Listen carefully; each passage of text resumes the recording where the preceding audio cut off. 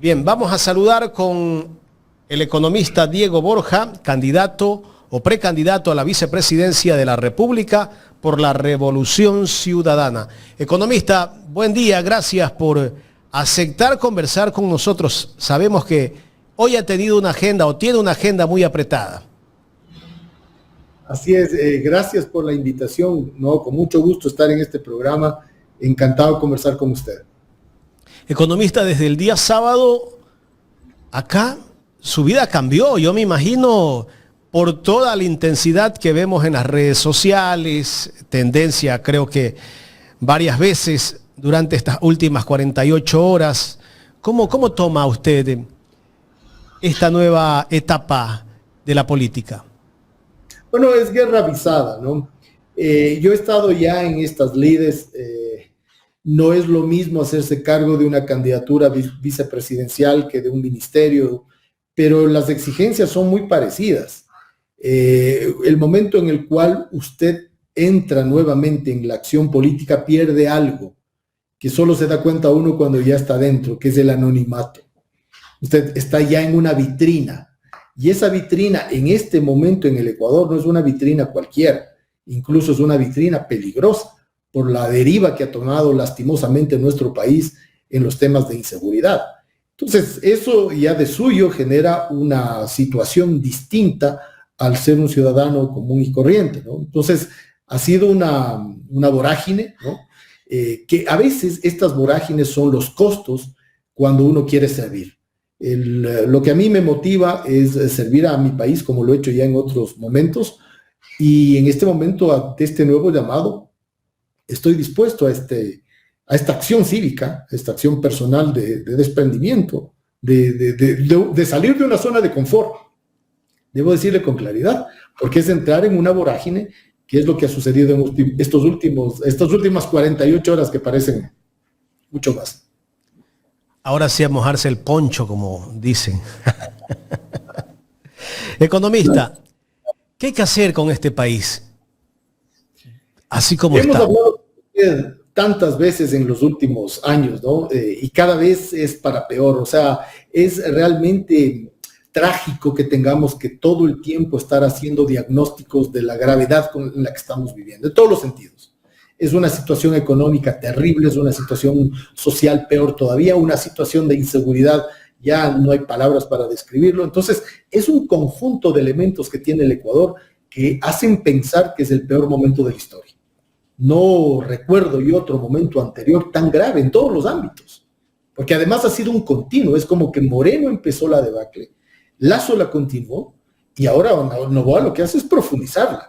Entonces, es una acción deliberada en la cual no ha habido ni la actitud, ni la solvencia para sacarle al Ecuador del marasmo en el que estamos. Y cada vez lo que vemos es un hoyo más profundo y por tanto el reto que tenemos hoy en la candidatura de la Revolución Ciudadana y en general en la acción política en el Ecuador es un reto gigante. Lo de Moreno fue un plan que vino desde el gobierno de Moreno, luego Lasso y este gobierno para destruir todo lo que existía. Y si no fue un plan, lo lograron. Es como que hubiera sido planificado, porque usted empieza a ver en todos los ámbitos, siempre señalo, denme uno solo en el que tengamos un mejor indicador frente al año 2017. En el económico, en el social, en el de seguridad, en el ambiental, en cualquiera. Y usted no va a encontrar uno solo, porque es un continuo de caída y caída y caída del Ecuador en los últimos 3 gobiernos. Y no ha habido posibilidad, o no lo han querido hacer, de sostener el malestar de la mayoría. Un país donde usted pregunta a los jóvenes, ¿cuál es tu objetivo? Y el objetivo es irse, es un país con muy poca esperanza. Sí. Yo recuerdo cuando empezó esta crisis de inseguridad, no afuera, en las cárceles. Eliminaron el Ministerio de Justicia, el Ministerio Coordinador de Seguridad, porque decía Moreno que esos ministerios eran innecesarios y que se gastaba, se derrochaba el dinero. En poco tiempo comenzaron las matanzas en las cárceles y de allí empezó todo el desbarajuste que existe en este Ecuador del alma, que cada día es incontrolable la inseguridad. Y nosotros desde este espacio, con las personas que entrevistábamos, los expertos en temas de seguridad, nos recomendaban que esa inseguridad que estaba en las cárceles, tarde que temprano iba a pasar a las calles. Y no demoró mucho tiempo. Así fue. Recuerde usted que empezamos con cifras alarmantes. En alguna ocasión se hablaba ya de 300 muertos en las cárceles, luego de 400 en las cárceles. Y bueno, había ciertas posturas indolentes en realidad con otros seres humanos que decían, bueno, son delincuentes, no importa que se maten. Pero inmediatamente, recuerde usted que esa indolencia frente a las cárceles salió a las calles. Y tenemos en este momento un país con casi 50 homicidios por 100.000 habitantes. Se ha decuplicado, o sea, se ha multiplicado por 10 entre lo que teníamos en el año 2017 y lo que tenemos ahora. Entonces es una situación invivible, porque usted entra a las redes sociales y ¿qué ve? Desaparecido en la provincia de Los Ríos, desaparecido en la provincia de Pichincha, desaparecido en la provincia de Manabí, en la provincia del Guayas, secuestrado, extorsionado, vacunado, negocios quebrados, gente asesinada. Estamos hablando de gente.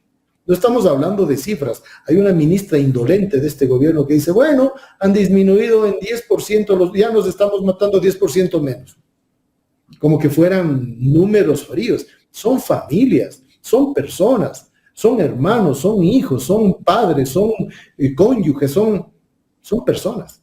Entonces, un país en el que ya se ha perdido incluso la compasión con la vida misma y se empieza a naturalizar el asesinato como algo normal, es un país que está sin rumbo. Y recuperar ese país es un reto gigante. Por tanto, aquí tampoco hay que ser ni iluso ni plantear cosas imposibles. La recuperación de este Ecuador, primero, es un desafío de la política. Segundo, es un desafío de la sociedad. Y tercero, esto va a tomar tiempo. En lo económico hay que reactivar, valga la redundancia, la economía. Pero ¿cómo se reactiva la economía? El gobierno actual, estamos en el octavo mes, hasta el mes pasado tenía el 21% del presupuesto ejecutado. Ministerios que tienen el 0% de ejecución presupuestaria, uno de ellos es el Ministerio de Trabajo. El Ministerio de Defensa tiene el 2% de ejecución presupuestaria, cuando ellos casi que están manejando la seguridad del país. Bueno, es un gobierno totalmente improvisado, es un gobierno sin experiencia, es un gobierno ineficiente, ineficaz, y eso se lo mide no por la simpatía o antipatía que uno pueda tener, sino por los resultados. Basado en resultados, es un gobierno ineficaz. Resultados económicos, Ecuador no va a crecer. Estancamiento el año 2024. Resultados económicos y sociales, 1 de cada 5 jóvenes con empleo adecuado en el Ecuador. 26-27% de personas en pobreza. 1.800.000 personas en situación de indigencia. Aumento de la desnutrición infantil. Resultados sociales. Resultados institucionales. Usted no puede sacar ni una cédula de identidad, ni una licencia de manejo. No hay especies para entregar. O sea, es una debacle. Basado en resultados, es un gobierno ineficaz. Entonces, es necesario revertir esta situación con un esfuerzo desde el gobierno, sin duda, pero con una convocatoria más amplia a otros partidos políticos, a organizaciones sociales, a organizaciones regionales, a organizaciones territoriales, a trabajo mancomunado con los gobiernos locales. Este gobierno ha boicoteado el trabajo de los gobiernos locales si no son de su afinidad. Mire usted lo que pasó hace poco con la alcaldía de Guayaquil. ¿Acaso que la alcaldía de Guayaquil estaba pidiendo algo extraordinario? Estaba pidiendo una garantía soberana que el gobierno tiene la obligación de dársela. Y armó todo un relajo ahí el presidente, porque no es de la simpatía del alcalde de Guayaquil. Casi que una especie de chantaje. Es una especie de chantaje que es inadmisible para un país que se dice democrático, que se dice institucionalizado. Yo nunca había escuchado antes, ni en el gobierno de Correa, que para una garantía soberana había que cumplir ciertos requisitos, o si quiero te la doy y si no, no te la doy, porque ni siquiera Jaime Nebot se quejó durante todo ese tiempo que era el alcalde de Guayaquil, que el gobierno de Correa no le quería firmar garantía soberana. El gobierno de Rafael Correa le dio garantía soberana al alcalde de Quito, que era de la oposición, Mauricio Rodas, para el metro de Quito. Entonces, hay tanto mito y tanto relato falso sobre lo que fue Correa, y sigue habiendo que era necesario romper ese relato. Y yo creo que lo está haciendo con los hechos. Lo está haciendo con los hechos y eso es de aplaudir. No ejecutar el presupuesto, que es incapacidad. Imagínese usted, ya tenemos un presupuesto mermado, ya tenemos una inversión pública casi inexistente. Sobre eso que ya está disminuido, encima más, usted tiene una ineficacia en la acción pública que le impide ejecutar lo poco que le han asignado, cuando los problemas son gigantescos. Salud destrozada, gente que necesita tratamientos inmediatos, urgentes, urgentísimos, como son los tratamientos de diálisis. No puede tenerlos porque simplemente no hay equipamiento médico, no hay médicos, no hay enfermeras, no hay medicamentos. Y por nombrarle uno, que es el inmediato, el urgentísimo, que es el tema de la salud. Pero hay otros. 63,000 niños fuera de la matrícula escolar en la costa. Muchachos que no pueden entrar a la universidad porque no entran a la matrícula universitaria. No hablamos ya de las cifras de inseguridad, que son brutales, y de las cifras económicas. Entonces, por donde usted mira, es una ineficacia más todavía si con los pocos recursos ni siquiera los ejecuta. El gobierno dice que no hay que arriesgar lo logrado. ¿Qué se ha logrado? Bueno, en la burbuja que vive el gobierno, nos hacen un cuento que se cae por su propio peso. Le oía una rueda de prensa de aquí a 3 semanas al presidente de la República, en la que hablaba de disminuciones en las cifras de inseguridad. Salen sus ministros y dan otras cifras. Hablaba de unos aumentos en las cifras de empleo. Salen sus ministros, o usted ve las estadísticas oficiales, hay otros datos. Caída en los afiliados al Seguro Social, disminución del empleo juvenil. Hablaba de un crecimiento en la economía. Fondo Monetario Internacional sale a decir, el Ecuador está estancado. Hablaba del aumento en la comercialización de vehículos. Salen los dirigentes del sector de los vehículos a decir que no hay aumento del comercio de vehículos. Entonces, es como que vivieran en una burbuja donde quieren trasladar una comunicación que pretende ser eficiente con una realidad que es completamente distinta a la que comunican. Entonces, yo no veo qué es lo que se ha logrado, salvo logros en el plano negativo, en todos los aspectos de la vida social, económica y política del país. Correcto. Economista, en este panel me acompaña mi compañero Gustavo Jiménez, que tiene inquietudes para usted.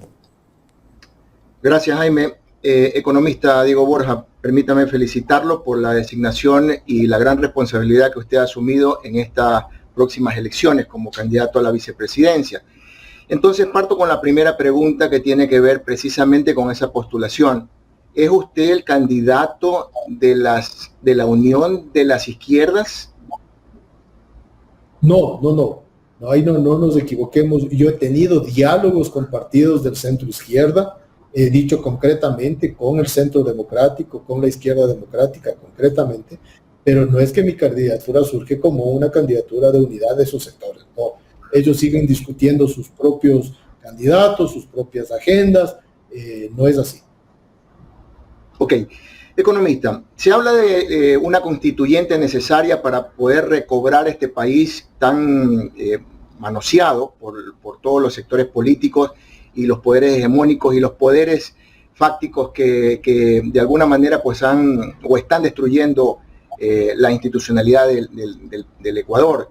Usted fue asambleísta constituyente por la izquierda democrática, por Acuerdo Democrático y por el nuevo acuerdo ecuatoriano, me acuerdo.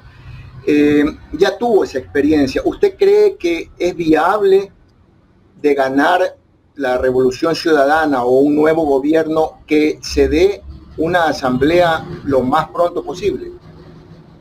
Yo creo que es necesario recuperar una institucionalidad que ha sido destrozada, que se la ha ido carcomiendo a pedazos, a veces incluso con decretos ejecutivos se han alterado normas constitucionales, es decir, se ha hecho trapo con la Constitución. Es necesario recuperarla y creo que puede ser necesaria una constituyente. El asunto es ver el tiempo. ¿Cuándo lo podemos hacer? Y lo vamos a hacer de forma tal que sea una constituyente que nos permita recuperar una institucionalidad lograda que la han ido disminuyendo. ¿no? Y eso tiene que ver con los tiempos políticos entre la acción del Ejecutivo gubernamental y todos los procesos, incluso del llamado electoral que tiene que hacerse para una constituyente. Entonces, digo, sí, es necesario reconstituir la institucionalidad del país y mucho tiene que ver con elementos constituyentes de la Constitución y es necesario al mismo tiempo tener tiempos políticos que nos permitan el mejor escenario para esa reconstrucción institucional, porque tampoco hay cómo hacer un asunto que no permita una reconstrucción y por el contrario puede ser peor todavía. De acuerdo, entonces hay que esperar los tiempos, dice usted, ¿no? Pero lo que sí ha dicho usted es que hay que entrar a gobernar de forma radical. Lo escuchaba en una entrevista anterior. Le pregunto, ¿se puede ser radical con el Fondo Monetario Internacional, que es quien de alguna manera ha puesto en los últimos gobiernos las imposiciones que nos tienen con la soga al cuello? Se tiene que ser radical en poner a la gente por delante. De ahí que la consigna nuestra es con el poder de la gente, ¿no? Es la gente por delante, que es lo que no han hecho los últimos gobiernos. Se ha puesto cualquier cosa menos a la gente por delante. La negociación con el Fondo Monetario Internacional, en lo último que pensó, es en la gente. Usted analice las medidas. Aumento de los combustibles, precios de los combustibles. Aumento de los impuestos. Se plantea aumento de las tasas de interés. Se plantea aumento de los años de jubilación en el IES. Se plantea privatización de ciertos sectores estratégicos. Se plantea disminución del accionar del Estado, incluyendo la inversión pública. Todo eso es contra la gente. Cuando yo digo de una manera radical, es radicalmente poniendo a las personas por delante, sin medias tintas. Es poniendo a la gente por delante. Y eso implica entonces una acción gubernamental donde lo que a usted le motive es el servicio a la mayoría. Y a la mayoría en este momento estamos hablando de no solamente los trabajadores, pobladores, campesinos, estudiantes, amas de casa, estamos hablando de empresarios. Hay empresarios que han tenido que cerrar sus emprendimientos, sus negocios, sus comercios por las vacunas y los chantajes de la delincuencia, o porque no tienen apoyo público crediticio, se ha destrozado la banca pública. Entonces, cuando decimos radicales, poniendo a la gente por delante y haciendo las acciones radicales para resolver esos problemas. ¿Se puede ser radical con los poderes fácticos? Le pongo uno, los negocios de la comunicación. Mire, se tiene que ser radical en todos los sentidos poniendo a la gente por delante. Y la convocatoria es a que todos aunemos esfuerzos para resolver esos problemas. Y le digo más, concretamente, ¿de qué hablamos? Hablemos de al menos 5 cosas muy concretas. Crecimiento y empleo, salud, educación, seguridad y recuperación de la institucionalidad.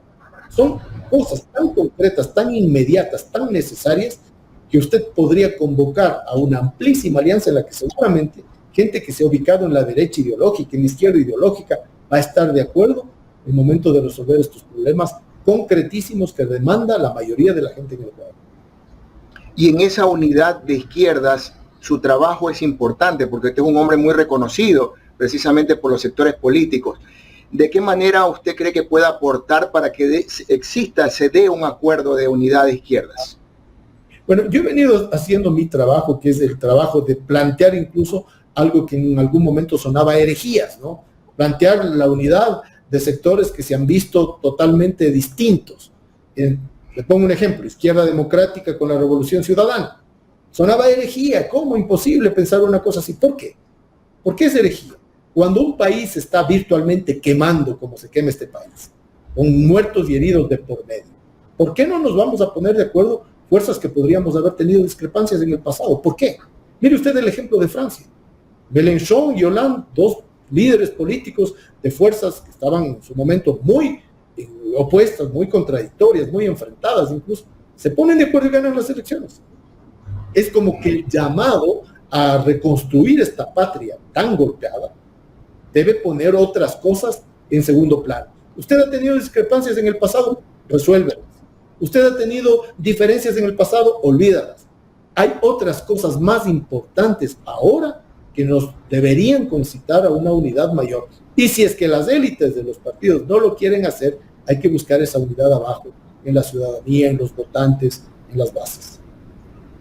De acuerdo. Y en ese sentido, economista Borja, usted ha planteado, lo escuché en la entrevista que tuvo ayer con nuestro colega Orlando Pérez, usted hablaba de una garantía económica para impulsar a la juventud. Me pareció brillante esa propuesta. Entonces, ¿cuáles son esas funciones que usted quisiera adoptar como vicepresidente de la República de llegar a finalmente pues a la papeleta de las elecciones y ganar el gobierno próximo? Bueno, las funciones que tiene el vicepresidente son las funciones que le entrega el presidente. Yo confío en nuestra candidata enormemente. Creo que es una gran candidata, Luisa González.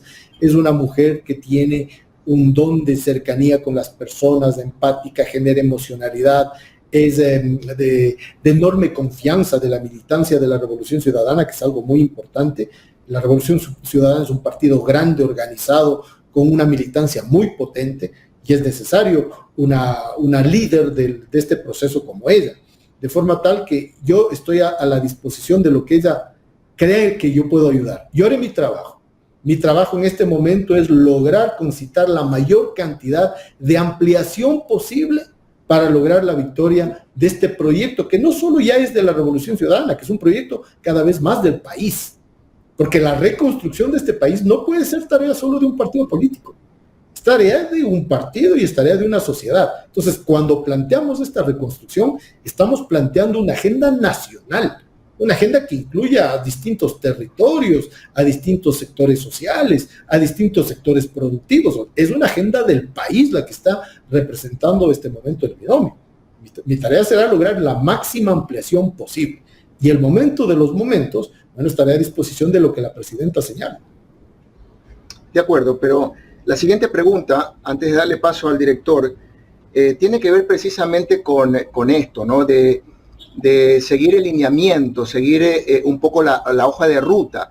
Y en ese sentido, usted ya participó en la Revolución Ciudadana, antes llamada Alianza País, en los primeros años del gobierno de Rafael Correa, en el cual pues tuvo sus reparos al respecto.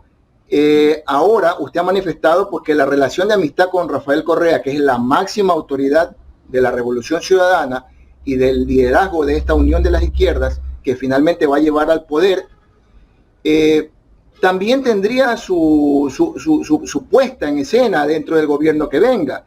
¿Podría usted no disentir en algún momento, en algún momento si es que existe alguna disposición por parte de la máxima autoridad?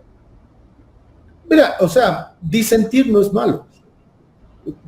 Cuando usted tiene 3, 4, 5 cabezas pensando, si alguien disiente en buena hora, porque le ayuda a usted a tomar una buena decisión. Disentir, debatir, no es malo, por el contrario. Lo que no es aceptable es que una vez tomada la decisión, no se la haga. Y eso, por supuesto, no podría ser posible. Más todavía si con toda la voluntad acepto el liderazgo de Luisa, el liderazgo obviamente de Rafael, ¿no? Y pongo a disposición las capacidades modestas o no que puedo tener para lograr el objetivo no solo de la Revolución Ciudadana, y en eso le repito, porque cuando ya la Revolución Ciudadana plantea un proyecto de recuperación de este país, se convierte en un proyecto nacional. Finalmente, Jaime, perdóname aprovechar este tiempo para hacer una última pregunta antes de darte paso, y ojalá nos dé tiempo para poder seguir consultando. Tuvimos una experiencia catastrófica en las elecciones pasadas que conmocionó al país y que dio un giro total, ¿verdad? E inclusive la actual candidata líder, en este caso la Revolución Ciudadana, Luisa González, en alguna entrevista, en alguna ocasión dijo que temía por su vida. ¿Ese mismo temor de pronto no tendría usted? Claro, por supuesto. Le mencionaba hace un momento a Jaime que el hacerse cargo este momento de este reto es un reto de riesgo incluso personal, por supuesto. Eso está en el escenario. Un país con estos niveles de inseguridad es un país en el cual usted está expuesto en cualquier momento a que le suceda algo y algo trágico. Subir de 5 homicidios por 100.000 habitantes a 50, estadísticamente hablando, nos pone en un riesgo trágico. Hemos visto dirigentes políticos, alcaldes, concejales candidatos presidenciales que han perdido la vida. ¿Cómo no? Y esto sucede en el día a día de los ecuatorianos que no son políticos, que son personas comunes y corrientes, todos los días, por supuesto. En un país cercado por una inseguridad de esta naturaleza, todos estamos en riesgo, más todavía si estamos en unos ámbitos donde el riesgo es mayor, por supuesto, claro. Economista, si se da un acuerdo con las izquierdas y ese acuerdo, la vicepresidencia es parte de ese acuerdo, ¿usted está dispuesto a bajarse de la vicepresidencia? Totalmente, Jaime. Yo he sido el primero en llamar a generosidades personales y a deponer actitudes de partido incluso. Entonces, obviamente, acá lo que se esperaría, si esto es sincero, es que todos tengamos esta predisposición, llamemos de generosidad y de poner por delante objetivos mayores. Pues, en mi caso personal así es. Correcto. Quiero tocar otro tema, no sé si tenga unos minutos más para seguir conversando.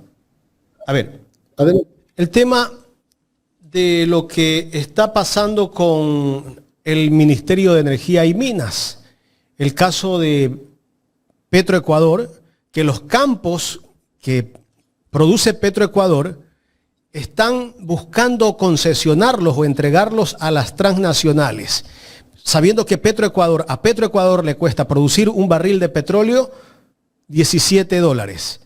Ahora, esos acuerdos o esas concesiones tendrán que ser que el 50% va para Petroecuador o para el Estado y el 50% para las transnacionales. ¿Qué criterio merece, economista, esto? Bueno, usted sabe ahí que yo fui uno de los artífices de la ley 42 que permitió recuperar el excedente petrolero para el Estado. Eso fue en el año 2006, cuando yo cumplía funciones de ministro de Economía del presidente Palacio. Logramos esa recuperación que fue importantísima, porque esa recuperación significó 9 puntos porcentuales del PIB en el año 2008-2009, que al final se tradujo en hospitales, escuelas, una policía bien equipada, carreteras,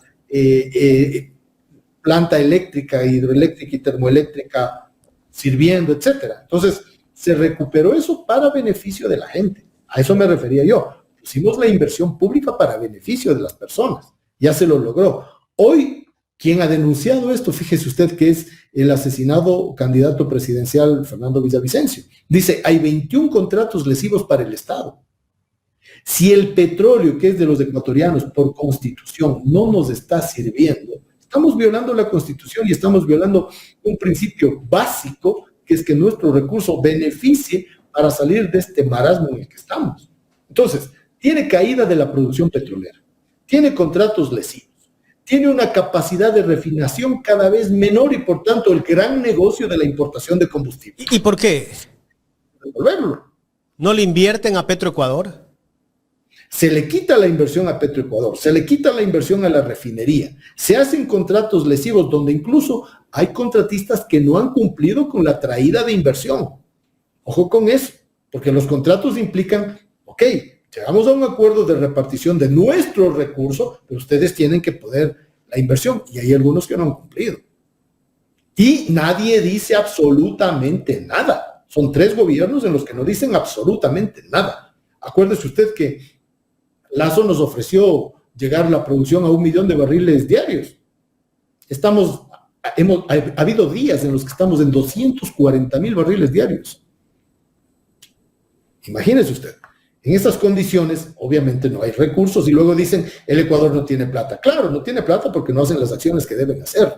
Entonces, es un tema absolutamente indispensable de revisarlo porque el Ecuador no puede morirse de sed junto a la fuente.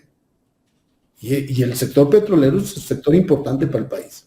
Y en el tema OCP, economista Diego Borja, que sigue siendo todavía concesionado, aunque ya le corresponde al Estado administrarlo. Y no vemos que hay ninguna acción para revertir esa concesión. Y esto terminó en el mes de enero, si no me equivoco. O sea, estamos ya 7 meses en una situación en la cual hay la absoluta indolencia, ciegos, sordos, mudos en el gobierno respecto de un tema que ya tenía que haberse revertido al Estado. ¿Hay intereses particulares ahí? Absolutamente. como hay intereses particulares en la importación de derivados, como hay intereses particulares en que no haya la suficiente generación de energía eléctrica para comprar energía eléctrica. Y estamos pagando unos precios gigantescos en vez de terminar Toachi-Pilatón, por ejemplo. Entonces, ahí hay unas ¿Cuánto cuesta terminar Toachi-Pilatón? $40 millones. Y vamos a pagar 400 millones de dólares por... Y eso, Jaime, porque estaba viendo cifras y podríamos llegar hasta los 800 millones. ¿Y cuánto generaría Toachi-Pilatón?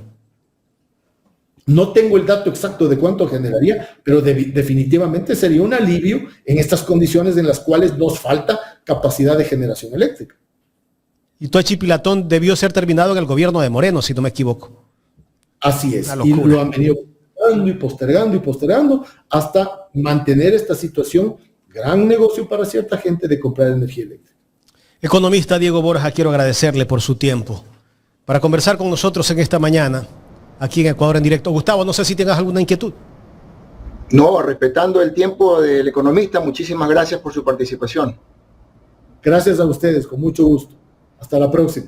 Gracias al economista Diego Borja, candidato a la vicepresidencia por la Revolución Ciudadana, precandidato. Candidato es cuando ya estás inscrito, así que todavía hay que pasar algunas etapas, ¿no?